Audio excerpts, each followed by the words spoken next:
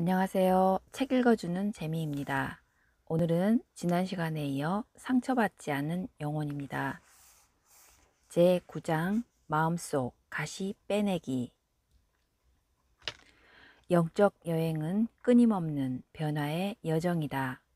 성장하기 위해서는 같은 자리에 남아있으려는 발버둥을 멈추고 항상 변화를 포용하기를 배워야만 한다.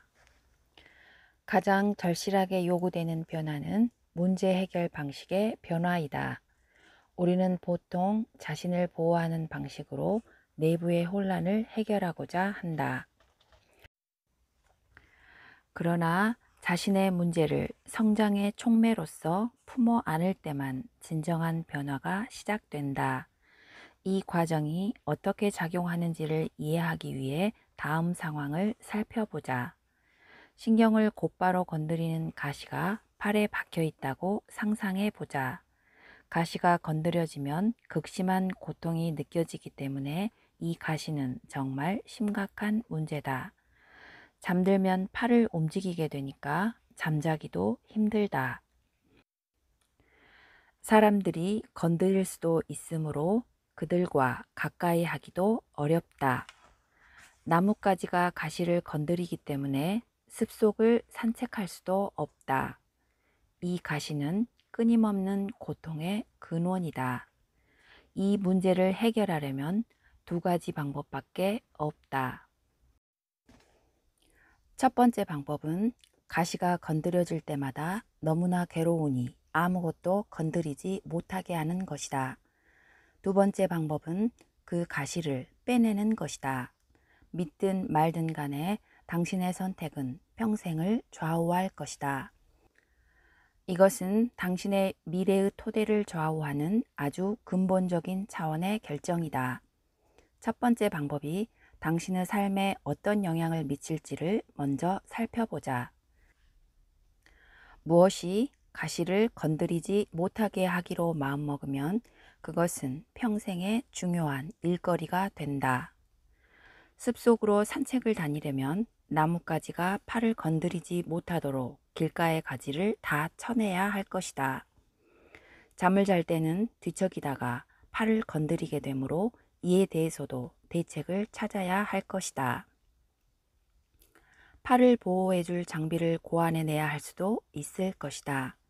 정말 많은 노력을 기울여서 찾아낸 해결책이 잘 듣는 것처럼 보이면 당신은 드디어 문제를 해결했다고 생각할 것이다. 당신은 이렇게 자랑할지도 모른다. 난 이제 잠을 잘 수 있어. 게다가 어떤지 알아? 난 TV에 출연해야 해. 가시 때문에 고생하는 사람은 누구든지 내가 고안해낸 보호장비 덕을 볼 수 있거든. 거기다 난 로열티까지 받게 된다고.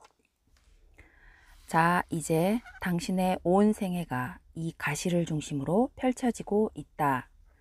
그리고 당신은 그것을 자랑스러워 한다. 산책길에 장가지를 쳐내고 밤에는 보호장비를 착용한다. 그런데 새로운 문제가 생겼다. 사랑하는 사람이 생긴 것이다. 그런데 포옹하기조차 괴로우니 이것은 큰 문제다. 가시를 건드릴 수 있으므로 아무도 당신을 만지지 못한다. 그래서 당신은 가시를 건드리지 않고도 사람들을 더 가까이 할 수 있는 새로운 종류의 장비를 만들어낸다. 하지만 당신은 더 나아가 가시에 전혀 신경 쓰지 않고 완전히 자유롭게 움직일 수 있게 되기를 바랄 것이다. 그리하여 밤에 벗을 필요가 없고 포용이나 그 밖의 활동을 위해 바꿔 입을 필요가 없는 전천후 장비를 만들어낸다. 하지만 그건 무겁다. 그래서 당신은 거기다 바퀴를 달아서 그것을 수압으로 조종하고 충돌 감지기를 장착한다. 그것은 사실 매우 훌륭한 장비이다.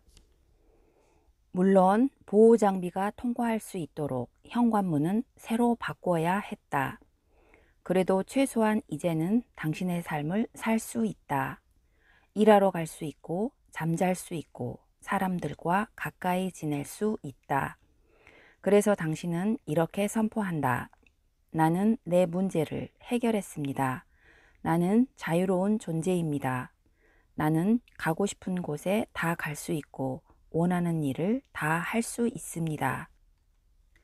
이 가시가 제 삶을 움직여 왔지만 이제는 그것이 나를 움직이지 못합니다. 그러나 사실을 말하자면 가시는 당신의 삶을 완전히 장악하고 있다. 그것은 어디로 갈 것인지, 누가 편안한지, 누가 나를 편안하게 여기는지를 포함해서 당신의 모든 결정에 영향을 미친다. 그것이 당신이 어디에서 일할 수 있는지, 어떤 집에서 살 수 있는지, 어떤 침대에서 잘 수 있는지를 결정한다. 아무리 피하려고 해도 가시는 당신 삶의 모든 측면들을 지배하고 있다. 문제로부터 자기를 지키려고 애쓰는 삶 자체가 문제를 완벽하게 반영하고 있음이 드러난다. 당신은 아무것도 해결하지 못했다. 문제의 뿌리를 캐내지 못하고 대신 그 문제로부터 자신을 보호하려고 한다면 결국은 그 문제가 당신의 삶을 지배한다. 당신은 심리적으로 그 문제에 너무나 고착된 나머지 나무만 보고 숲은 보지 못한다.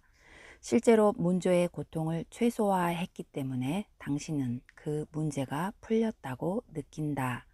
하지만 그것은 해결된 것이 아니다. 당신이 한 일은 단지 문제를 피하는 일에 평생을 바친 것이다. 그 문제는 이제 당신 우주의 중심이 되어 있다. 그것이 있는 것의 전부이다. 가시의 비유를 삶의 전반에 적용하기 위해 외로움을 예로 들어보자. 당신이 마음속에 매우 뿌리 깊은 외로움을 지니고 있다고 하자. 그것은 너무 깊어서 밤에는 잠을 못 이루게 하고 낮에는 마음이 매우 예민해지게 만든다. 그것은 또 가끔씩 가슴에 날카로운 격통을 일으켜서 사람을 매우 괴롭게 한다. 일에 집중하기가 힘들고 일상적인 활동에도 지장이 있다. 거기에다 가끔씩 심한 외로움을 느낄 때는 사람들을 가까이 하기가 고통스러울 정도로 힘들어진다. 알겠는가? 외로움은 가시와 별로 다르지 않다. 그것은 당신 삶의 어떤 면에서 고통과 혼란을 일으켜 놓는다. 그런데 사람의 가슴에는 가시가 한두 개만 박혀 있는 것이 아니다. 우리는 외로움이나 무시당하는 것, 외모, 능력 따위에 민감하다. 우리는 가슴의 가장 예민한 부위를 곧바로 건드리는 가시를 무수히 아는 채 살고 있다. 언제든지 무언가가 그것을 건드려서 속에다 고통을 일으킬 수 있다. 팔에 찔린 가시에 대해 그랬던 것과 똑같이 당신은 양자택일을 할 수 있다. 물론 가시를 빼내는 것이 훨씬 더 나았을 것이 틀림없다. 금방 빼낼 수 있는데도 가시가 건드려지지 않도록 그것을 보호하는 짓에 평생을 바칠 이유가 없다. 가시를 빼내기만 하면 당신은 정말 해방된다. 마음속의 가시도 마찬가지이다. 빼낼 수 있다. 하지만 그것을 그대로 지니고 있으면서 신경을 안 써도 되도록 보호하기로 했다면 당신은 그것을 건드릴 상황을 피하기 위해 삶을 완전히 바꿔야만 한다. 예컨대 당신이 외롭다면 연인들이 주로 다니는 곳을 피해야 한다. 무시당하는 것이 두렵다면 사람들과 너무 가까이 지내지 말아야 한다. 하지만 이렇게 하는 것은 숲길에 잔가지를 치는 것과 같은 것이다.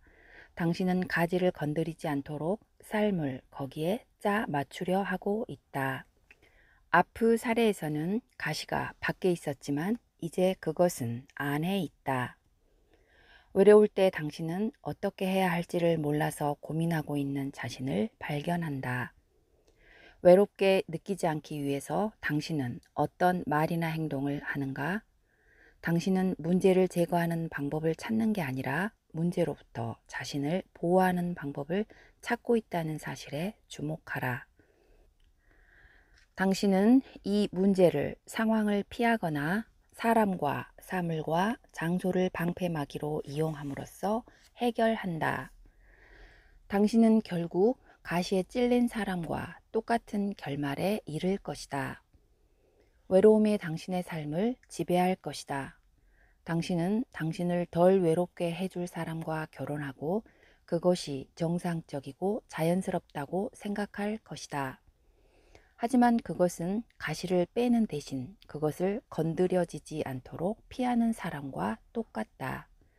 당신은 외로움의 뿌리를 뽑아내지 않았다. 단지 그것을 느끼지 않도록 자신을 보호하느라 애쓴 것뿐이다. 누군가가 죽거나 떠나버린다면 외로움은 다시 당신을 괴롭힐 것이다. 외부의 상황이 마음을 보호해주지 못하는 순간 문제는 돌아와 있을 것이다. 그 가시를 빼내지 않는다면 가시와 그것을 피하기 위해 주변에 가져다 놓은 모든 것들을 책임져야만 하게 될 것이다. 당신의 외로운 느낌을 줄여줄 수 있는 사람을 만나는 행운을 얻는다면 당신은 그 사람과 관계를 유지하려면 어떻게 해야 할지를 고민하기 시작할 것이다. 당신은 문제를 회피함으로써 대충 무마할 수 있었다. 하지만 이것은 가시 때문에 보호장비를 착용하는 것과 똑같다. 거기에다 당신의 삶도 짜 맞추어야만 한다. 핵심적인 문제가 남아있도록 허용하는 순간 그것은 여러 가지 문제로 확대된다. 그것을 간단히 제거할 수 있다는 생각은 떠오르지도 않을 것이다. 대신 당신이 생각할 수 있는 유일한 해결책은 그 경험을 피하려고 몸부림치는 것이다. 이제 당신에게는 그것에 영향을 미치는 모든 것을 고쳐놓는 것밖에는 선택의 여지가 없다. 옷을 어떻게 입을 것인지, 말을 어떻게 할 것인지를 고민해야 한다. 사람들이 당신을 어떻게 생각하는지도 고민해야 한다. 그것이 당신의 외로움과 애정의 갈구에 영향을 미칠 것이므로 어떤 사람이 당신을 좋아하고 그것이 당신의 외로움을 달래준다면 당신은 이렇게 말하고 싶어 할 것이다. 당신이 즐겁도록 무엇을 할까요? 당신이 원한다면 뭐든지 될게요. 나는 단지 이 외로운 날들만 없으면 돼요. 이제 당신에게는 애정 관계를 걱정하는 짐이 하나 더 생겼다. 그것은 관계의 배후의 긴장감과 불편한 느낌을 일궈낸다. 그것이 잠을 설치게 할 수도 있다. 하지만 당신이 경험하는 불편함의 뿌리는 외로움이다. 그것은 이런 식의 끝없는 생각들이다. 내가 말을 제대로 했나? 그녀가 정말 날 좋아하는 걸까? 아니면 나 혼자의 착각일까? 문제의 뿌리는 이제 더 깊은 문제를 회피하려는 얕은 고민들 밑에 묻혀 있다. 일이 매우 복잡해진다. 결국 사람들은 인간관계를 이용해서 자신의 가시를 감춘다. 존중하는 사이라면 상대방의 보드라운 부위를 건드리지 않도록 서로 행동을 조심하는 것이 애절이 되었다. 이것이 사람들이 벌이는 짓이다. 그들은 마음속의 가시에 대한 두려움이 자신의 행동을 지배하도록 내버려 둔다. 그들은 살갗에 가시를 지니고 사는 사람과 똑같이 자기의 삶을 스스로 구속하고 만다. 하지만 내부의 혼란을 일궈내는 뭔가가 있다면 언젠가는 결단을 내려야 한다. 그 느낌을 피해 밖으로 나감으로써 혼란을 적당히 무마할 수 있지만 그것에 평생을 메어 놓는 대신 그냥 그 가시를 빼어버릴 수도 있으니까. 내적 혼란의 근본 원인을 제거해내는 자신의 능력을 의심하지 말라. 그것을 정말 사라져버리게 할 수 있다. 자기 존재의 속 알맹이를 깊이 들여다보면서 삶을 몰아가고 있는 당신의 나약한 부분을 이제는 더 이상 원하지 않는다고 결심할 수 있다. 당신은 그로부터 해방되기를 원한다. 당신은 외로워서가 아니라 순수한 호기심으로 사람들과 이야기를 나누고 싶다. 사람들이 당신을 좋아해 줬으면 해서가 아니라 당신이 그들을 정말 좋아해서 인간관계를 맺게 되기를 원한다. 내면의 문제에서 도망가기 위해서가 아니라 정말 사랑하기 때문에 연애하게 되기를 원한다. 자신을 어떻게 해방시킬 수 있을까? 가장 깊은 의미에서 말하자면 자신을 발견함으로써 자신을 해방시킨다. 당신은 당신이 느끼는 그 고통이 아니며 걸핏하면 스트레스에 짓눌리는 그 부분도 아니다. 이런 혼란의 어떤 것도 당신과 아무런 상관이 없다. 당신은 이것들을 인식하는 그다. 당신의 의식은 떨어져서 이것들을 인식하고 있으므로 자신을 해방시킬 수 있는 것이다. 마음속 가시로부터 자신을 해방시키려면 그것을 만지작거리기를 당장 그만둬야 한다. 그것을 건드릴수록 더 약이 오른다. 당신이 그 경험을 피하기 위해 늘 뭔가를 하고 있기 때문에 그것들은 자신을 제대로 펼쳐낼 기회를 갖지 못했다. 원하기만 한다면 이 혼란이 올라오게 하여 놓아보낼 수 있다. 마음속의 가시란 과거로부터의 막힌 에너지일 뿐이므로 풀어놓을 수 있다. 문제는 당신이 그것을 풀려나게 할 상황을 전적으로 회피하고 있는가 아니면 자신을 보호한다는 미명하에 그것이 나오지 못하도록 억누르고 있다는 것이다. 당신이 집에서 TV를 보고 있다고 하자. 드라마를 재미있게 보고 있는데 두 주인공이 서로 사랑에 빠진다. 문득 외로움이 엄습하지만 당신에게 마음을 줄 사람은 아무도 없다. 흥미로운 것은 당신은 몇 분 전만 해도 멀쩡했다는 사실이다. 이것은 가시가 언제나 당신 가슴 속에 있었음을 보여준다. 단지 건드려지지 않았을 뿐인 것이다. 당신은 그 반응을 가슴이 공허한 느낌이나 덜컹 내려앉는 느낌으로써 경험한다. 그것은 매우 거북한 느낌이다. 나약한 느낌이 엄습하고 홀로 외로움을 느꼈던 온갖 기억들과 당신에게 상처를 줬던 사람들의 생각이 떠오르기 시작한다. 과거로부터 저장되어 있던 에너지가 가슴에서 풀려나서 생각을 만들어내는 것이다. 이제 당신은 TV를 보는 대신 생각과 감정의 물결에 휩싸인 채 홀로 앉아 있다. 뭔가를 먹거나 누군가를 부르거나 그 밖에 다른 행위들로 가라앉히는 것 말고 이것을 해결하기 위해서 당신이 할 수 있는 것은 무엇인가? 당신이 그것을 인식하고 있음을 알아차리는 것이다. 당신의 의식이 TV를 보고 있다가 지금은 마음속에 통속극을 보고 있음을 알아차릴 수 있다. 이 사실을 알아차리는 그가 바로 주체인 당신이다. 당신이 행진해 갈 때 그저 그것을 인식할 뿐이다. 참나 안에 머물러 있으면 당신은 가슴이 연약하게 느껴질 때조차 내적 존재의 힘을 경험할 것이다. 이것이 이 길의 본성이다. 이것이 영적 삶의 본성이다. 내면의 혼란을 느끼는 것이 아무렇지도 않은 일임을 터득하고 나면 그리고 그것이 더 이상 당신의 의식의 자리를 흔들어 놓지 못함을 깨달으면 당신은 자유로워질 것이다. 당신은 배우로부터 나오는 내적 에너지의 흐름으로부터 자양분을 공급받기 시작할 것이다. 이 내적 흐름의 황홀함을 맛보면 당신은 이 세상을 유유히 걸어 다닐 수 있을 것이며 세상이 당신을 결코 건드리지 못할 것이다. 이것이 자유로운 존재가 되는 길이다.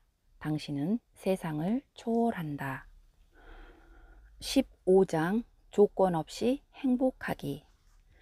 가장 높은 영성의 길은 삶 그 자체이다. 나날의 삶을 어떻게 살아가야 할지만 안다면 모든 것이 해탈의 경험이 될 것이다. 하지만 무엇보다 혼란 속을 헤매지 않으려면 올바른 방법으로 삶에 접근해야 한다.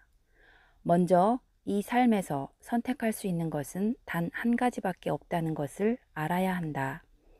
그것은 경력이나 배우자나 신을 찾을지 말지에 관한 것이 아니다. 사람들은 온갖 잡다한 선택으로서 자신에게 스스로 짐을 지운다.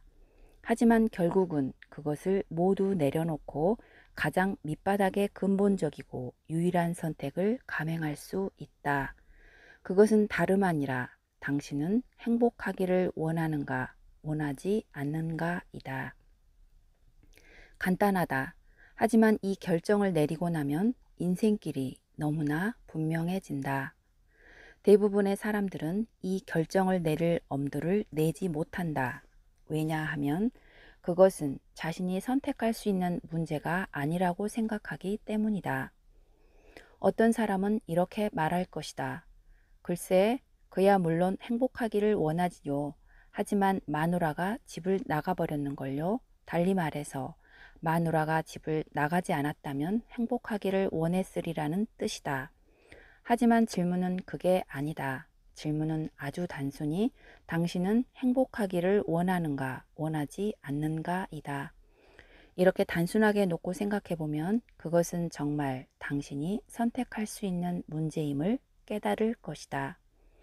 마음속 뿌리 깊은 기호가 끼어들지만 않는다면 말이다. 당신이 낯선 곳에서 길을 잃고 헤매느라 며칠 동안 아무것도 못 먹었다고 하자. 그러다 마침내 길을 찾았다. 기진맥진한 상태지만 당신은 간신히 몸을 끌고 어느 집 현관 앞까지 가서 문을 두드린다. 주인이 문을 열고 당신을 발견하고는 말한다. 맙소사, 이런 일이 있나? 배고프지 않아요? 뭘 먹고 싶어요? 사실 당신은 무엇을 먹든지 상관없다. 그런 건 생각하기조차 귀찮다. 당신은 그저 이렇게 내뱉는다. 음식. 이 절실한 한마디는 마음속의 모든 기호를 떠나 있다. 행복에 관한 질문도 마찬가지이다. 질문은 단순히 당신은 행복하기를 원하는가? 이니 그 대답이 진정으로 그렇다라면 거기에 조건을 달지 말라. 사실 이 질문이 정말 의미하는 것은 당신은 지금부터 남은 평생 동안 어떤 일이 생기든 간에 행복하기를 원하는가이다. 당신이 그렇다고 했다고 치자. 그런데 아내가 집을 나가거나 남편이 죽거나 주가가 폭락하거나 자동차가 밤중에 고속도로에서 고장날지도 모른다. 이런 사건은 지금부터 당신의 삶이 끝날 때까지 언제든지 일어날 수 있다. 하지만 영적인 길을 가고자 한다면 이 단순한 질문에 그렇다고 대답할 때 진심으로 말해야 한다. 거기에는 만일이나 그리고나 하지만은 있을 수 없다. 이것은 행복이란 것이 당신이 선택할 수 있는 문제냐 아니냐 하는 질문이 아니다. 그야 물론 당신의 선택에 달린 문제다. 진짜 문제는 당신이 행복하기를 원한다고 말할 때 진심으로 말하지 않는다는 데에 있다. 당신은 거기에 조건을 달고 싶어 한다. 이런 일 혹은 저런 일만 일어나지 않는다면 행복하기를 원한다고 말하고 싶어 한다. 이 때문에 행복이 당신의 손에 달려있지 않은 것처럼 보이는 것이다. 그러면 당신이 만들어내는 모든 조건이 당신의 행복을 제약할 것이다. 일을 당신이 원하는 대로 풀려가게 할 힘을 가지지 못할 것이다. 조건 없는 대답을 해야 한다. 지금부터 평생을 행복하게 살기로 마음먹는다면 당신은 행복하기만 할 뿐 아니라 깨달음을 얻을 것이다. 조건 없는 행복은 가장 수준 높은 기술이다. 산스크리트어를 배우거나 경전을 읽을 필요는 없다. 출가 수행을 할 필요도 없다. 다만 행복하기를 선택한다고 말할 때 진정으로 말할 수 있어야 한다. 어떤 일이 일어나도 상관없이 진정으로 그 말을 해야 한다. 이것은 실로 영적인 길이다. 그리고 가장 직접적이고 확실한 깨달음의 길이다. 조건 없이 행복하기를 원하노라고 마음을 먹고 나면 어김없이 당신을 시험하는 일들이 일어날 것이다. 당신의 각오에 대한 이 실험이야말로 영적 성장을 재촉해 준다. 사실 이 길을 가장 높은 길이 되게 하는 것은 당신의 각오에 아무런 조건이 없다는 점이다. 이것은 이처럼 단순하다. 하지만 당신은 그 맹세를 깨어야 할지 말아야 할지를 고민하게 될 것이다. 만사가 잘 풀리고 있을 때는 행복하기가 쉽다. 하지만 어려운 일이 생기는 순간 그것은 그리 호락호락하지 않아진다. 당신은 이런 일이 일어날 줄은 몰랐잖아. 비행기를 놓치리라고는 생각도 못했어. 셀리가 나와 똑같은 옷을 입고 파티에 나올 줄은 몰랐어. 새 차를 산 지 1시간도 안 됐는데 누가 흠집을 내놓을 줄을 어떻게 알았겠어 하고 투덜대는 자신을 발견할 것이다. 당신은 그런 일이 일어났다고 해서 정말 행복의 맹세를 깰 작정인가? 당신이 아직 상상하지도 못한 온갖 일들이 일어날 수 있다. 질문은 그런 일들이 일어날 것인가 말 것인가 하는 것이 아니다. 그런 일은 일어나게 되어 있다.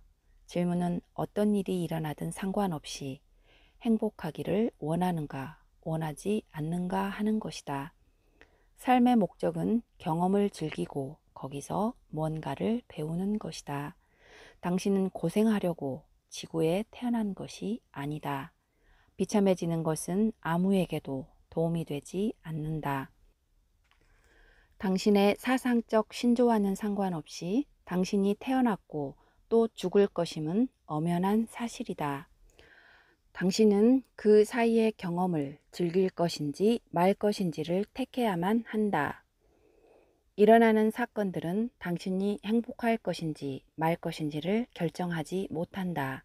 그것은 단지 사건들일 뿐이다. 행복할 것인지 말 것인지는 당신이 결정하는 것이다. 그저 살아있다는 것만으로 행복할 수도 있다. 이런 모든 일들이 일어나는 것 자체에 행복해 할 수도 있다. 그리고 죽는다는 것에 행복해 할 수도 있다. 이렇게 살 수 있다면 가슴은 활짝 열리고 마음은 너무나 자유로워져서 하늘로 솟아오를 것이다. 이 길은 절대적 초월로 당신을 인도할 것이다. 왜냐하면 행복의 맹세의 조건을 달려고 하는 당신 존재의 모든 부분들을 버려야만 할 것이기 때문이다. 행복하기를 원한다면 통속소설을 쓰고 싶어 하는 당신의 부분들을 놓아 보내야만 한다. 그것은 행복하기 위해서는 이유가 있어야 한다고 생각하는 당신의 부분이다. 당신은 개인적인 것들을 초월해야 하고 그렇게 할 때 절로 존재의 높은 측면 속으로 깨어날 것이다. 따져보면 삶의 경험을 즐기는 것이야말로 할 수 있는 유일하고 이성적인 일이다. 당신은 광활한 허공석을 돌고 있는 한 행성 위에 앉아 있다. 현실을 잘 들여다보라. 당신은 영원 속을 명멸하는 우주의 빈 공간 속을 떠다니고 있다. 어차피 이곳에 머물러야만 한다면 최소한 행복하게 그 경험을 즐기는 편이 낫다. 결국은 당신도 죽을 것이다. 어쨌든 일어날 일들은 일어날 것이다. 행복하지 못할 이유가 무엇인가? 인생사로 괴로워해봤자 득될 것은 하나도 없다. 그것이 세상을 바꿔주고자 하는 일념을 유지해야만 한다. 당신이 이것을 할 수 없다고 하는 사람은 아무도 없다. 가슴을 열고 살라는 것은 위대한 성자들과 스승들이 줄곧 해온 가르침이다. 그들은 신은 기쁨이고 황홀경이며 사랑이라고 가르쳤다. 가슴을 늘 열고 있으면 존재를 들어올려주는 에너지의 물결이 가슴을 가득 채울 것이다. 영적 수행은 그 자체가 목적이 아니다. 항상 열려있을 정도로 마음이 깊어지면 수행이 열매를 맺는다. 항상 열려있기를 터득하면 엄청난 일들이 벌어질 것이다.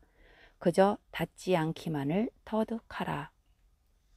열쇠는 마음을 부단히 훈련시켜서 이번만은 닿는 것이 좋겠다는 생각 속에 넘어가지 않도록 하는 것이다. 만일 넘어진다면 다시 일어나라. 넘어지는 순간, 마음의 짓거림을 시작하는 순간, 가슴이 다치고 자신을 방어하기 시작하는 순간 다시 일어나라.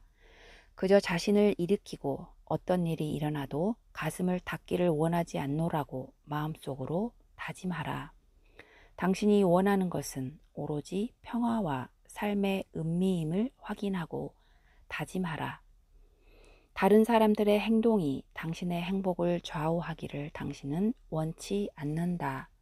당신의 행복이 당신 자신의 행동에 좌우되는 것도 원치 않는다. 행복을 조건적으로 만들기 시작하면 문제가 따라온다. 온갖 일들이 일어나고 가슴을 닫고 싶어질 것이다. 하지만 당신은 거기에 빠져들 것인지 놓아보낼 것인지를 스스로 결정할 수 있다. 마음은 이런 일이 일어나는데도 가슴을 열고 있는 것은 해롭다고 말할 것이다. 하지만 인생은 짧고 정말 해로운 것은 인생을 즐기지 못하는 것이다. 이것을 상기하기가 어려워질 때는 명상을 하라. 명상은 의식의 중심을 확고하게 잡아서 가슴이 다치지 않도록 늘 깨어서 지키게 해준다. 닫으려고 하는 습성을 버리고 모든 것을 그저 놓아보냄으로써 늘 가슴을 열고 있으라. 가슴이 긴장되고 위축되기 시작하면 그것을 그저 알아차리고 이완하라. 늘 광채를 바라고 있어야 하는 것은 아니다. 당신은 그저 내면의 기쁨을 느낄 뿐이다. 전개되는 온갖 상황들에 대해서 불평하는 대신 그냥 흥미롭게 즐기는 것이다. 조건 없는 행복은 매우 높은 길이요 기술이다. 그것은 모든 문제를 해결해 준다. 명상과 요가 자세를 배울 수도 있지만 남는 시간은 무엇을 하고 지낼 텐가? 조건 없는 행복의 기술은 당신이 삶의 남은 시간 동안 무엇을 할 것인지를 정해준다는 점에서 이상적이다. 그 할 일이란 늘 행복하기 위해 자신을 놓아보내는 것이다. 영성에 관한 한 당신은 매우 빠르게 성장할 것이다. 이것을 날마다 순간순간마다 실천하는 사람은 가슴이 정화되는 것을 느끼게 될 것이다. 닥쳐오는 사건들에 더 이상 말려들지 않기 때문이다. 마음도 정화되는 것을 느끼게 될 것이다. 마음의 통속극에 더 이상 빠져들지 않기 때문이다. 그 자신은 아무것도 모르고 있더라도 샥티가 각성될 것이다. 인간은 상상할 수 없는 행복을 맛보게 될 것이다. 이 길은 나날의 삶을 해결하고 영적 삶의 문제를 해결해 준다. 사람이 신께 바칠 수 있는 가장 큰 선물은 그가 창조한 것을 기꺼이 즐기는 것이다. 당신은 신이 행복한 사람들 곁에 있는 것을 흐뭇해 하리라고 생각하는가? 아니면 비참한 사람들 곁에 있기를 흐뭇해 하리라고 생각하는가?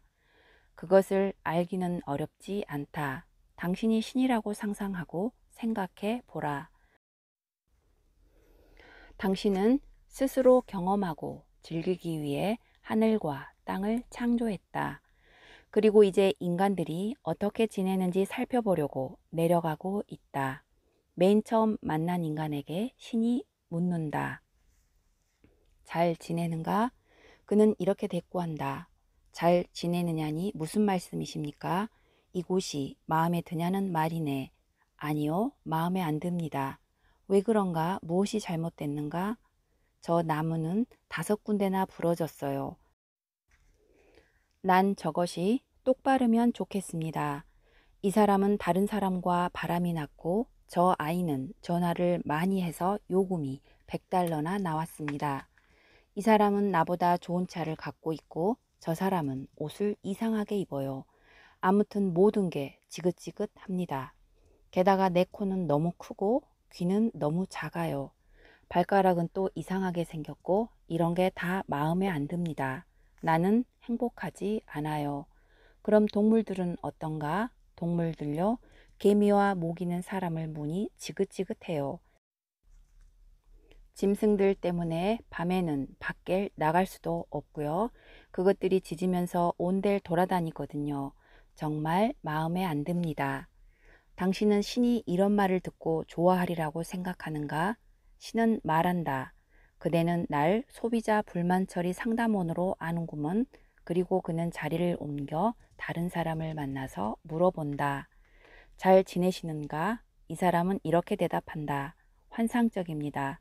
그래 무엇이 그렇게 좋은가? 아름다워요. 그저 보는 것들마다 제 안에 기쁨의 물결을 일으켜 놓는답니다. 저 굽은 나무를 보세요. 우리에게 절을 하고 있어요.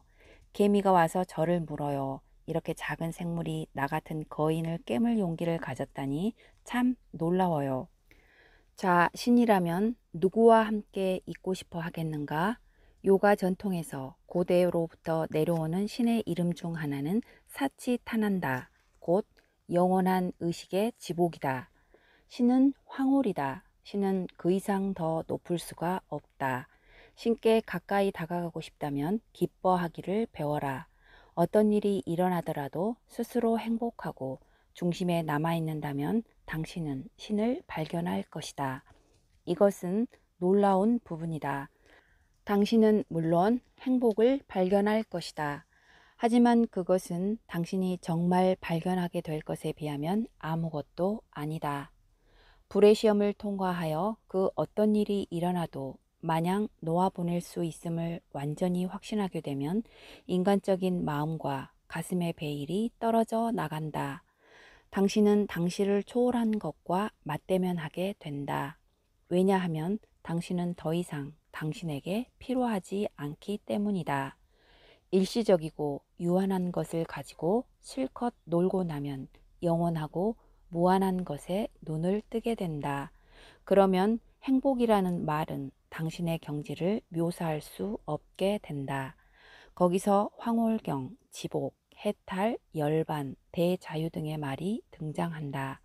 환희가 엄습해와 당신의 잔이 넘친다. 그것은 아름다운 길이다. 행복하라. 지금까지 시청해 주셔서 감사합니다.